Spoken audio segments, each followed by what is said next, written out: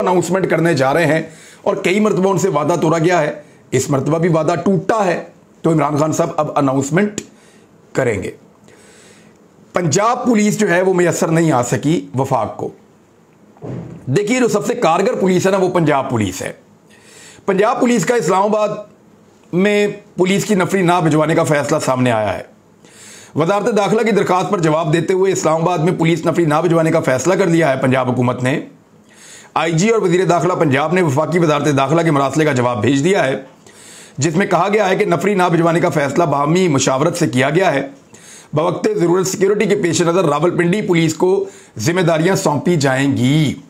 अगर कुछ बहुत बड़ी इमरजेंसी हो जाती है इस्लामाबाद में, तो रावलपिंडी की जो पुलिस है उसको इजाफी जिम्मेदारियां हम दे सकते हैं, यानी इजाफी दस्ते पुलिस के इस्लामाबाद में भेज देना, वहां स्पेशल ड्यूटीज लगाना, अपना इक्विपमेंट पहुंचाना, ये काम नहीं होगा। और इसके लिए पंजाब हुकूमत ने मना कर दिया, जबकि सिंध ने मना नहीं किया।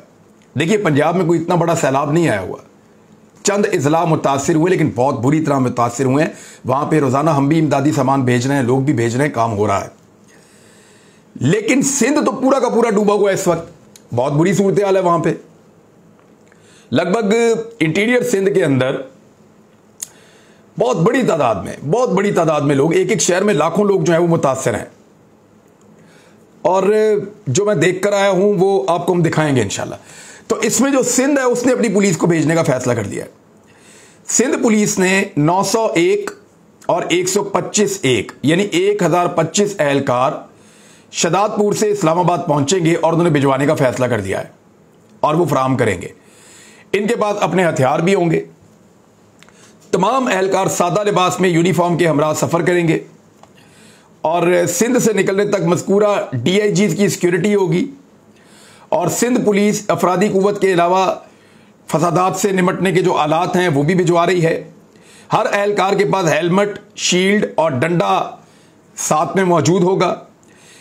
एहलकारों के पास एंटी राइट किट के अलावा जो आंसू गैस फायर करने वाली गन्स है वो भी उनके पास मौजूद होंगी। इनके पास SMG और G3 राइफल्स भी मौजूद होंगी। और AIG logistic 2000 long range gas shell की दस्तयाबी यकीनी बनाएंगे। 100 गैस गन्स साथ मौजूद होंगी। 1000 एंटी राइट किट्स साथ मौजूद होंगी। और सिंध ने अपनी पुलिस भिजवाने का फैसला कर लिया है। तादाद बहुत कम है, 1025, लेकिन फिर भी सिंध ने अपनी पुलिस भिजवाने का फैसला किया उस वक्त में जब सिंध डूब रहा है। यानी कोई भी काम इनको कहें ये काम नहीं करते, ये कहते हैं जी हमारा सिंध डूब रहा है। इन्हें बोलो इलेक्शन करवाए, नहीं सिंध डूब रहा है।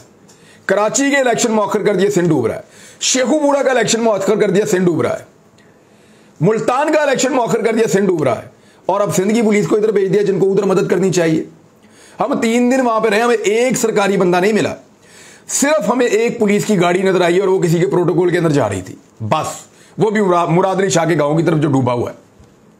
सिर्फ 1 या 2 पुलिस की गाड़ियां थी मेरे ख्याल में, वही हमें नजर आई है। कोई सरकारी बंदा, कोई AC, कोई DC, कोई कमिश्नर, कोई वहां पे महकमा इरीगेशन का आदमी, कोई वहां पे किसी और महकमा खुराक का आदमी, किसी एक महकमे का आदमी, किसी एक इदारे का आदमी हमें वहां नजर नहीं आया। हमें सिर्फ वहां फौज के कैंप नजर आए कुछ, और उससे कई गुना ज्यादा हमें फलाई तंजीमों के कैंप नजर आए।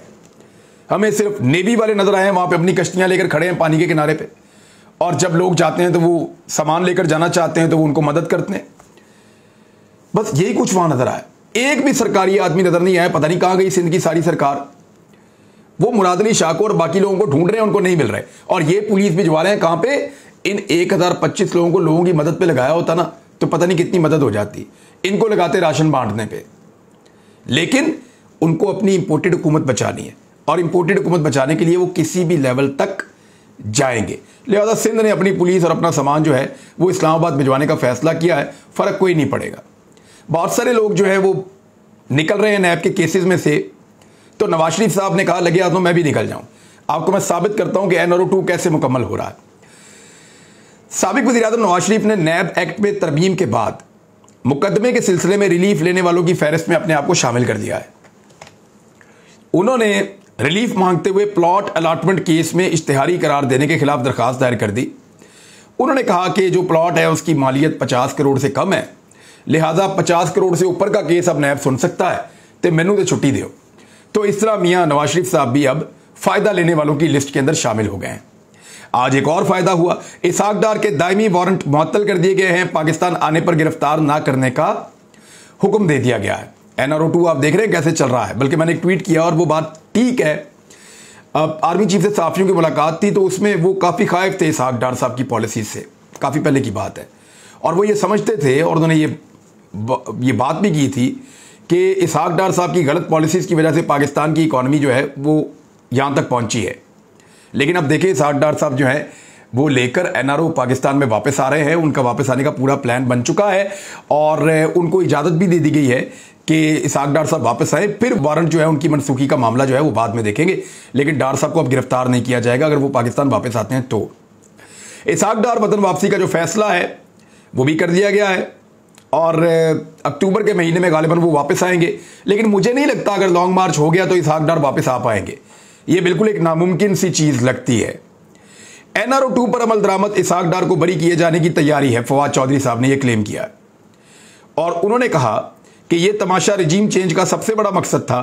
बदकिस्मती है NRO 2 पर अमल दरामद हो रहा है और सवाए इमरान खान के सब खामोश हैं। इसहाक डार को भी बरी किया जा रहा है। यानी ये सारी चीज़ें जो हैं वो अब आहिस्ता आहिस्ता आपके सामने आ रही हैं। एक और चीज़ बताता हूँ, आशियाना रेफरेंस में शहबाज शरीफ को हाजिरी से इस्तिस्ना मिल गया है। मौजें ही मौजें, हर चीज़ के अंदर मौजें, जान ही छूट गई है। और फिर उल्टी सीधी खबरें लगवा के कोशिश करके कुछ ना कुछ करके इमरान खान को लगातार कमज़ोर करने की कोशिश की जा रही है, लेकिन वो हो नहीं पा रहा, लोग मान नहीं रहे।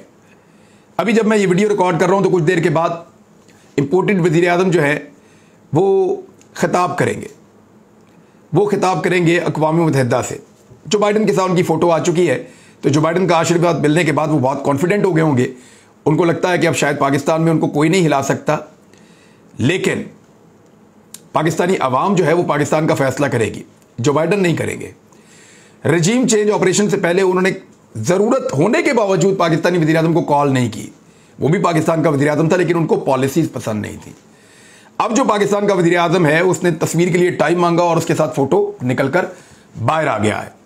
तो रजीम चेंज की कहानी अब खुलकर सामने आ रही है। आपको हर चीज़ अब दिखाई दे रही है, सब चीज़ें आहिस्ता आहिस्ता समझ आ रही हैं। राणा सनाउल्लाह साहब ने एक बात की है कि 1/3 पाकिस्तान डूबा हुआ है, कैसे इलेक्शन करवा दें।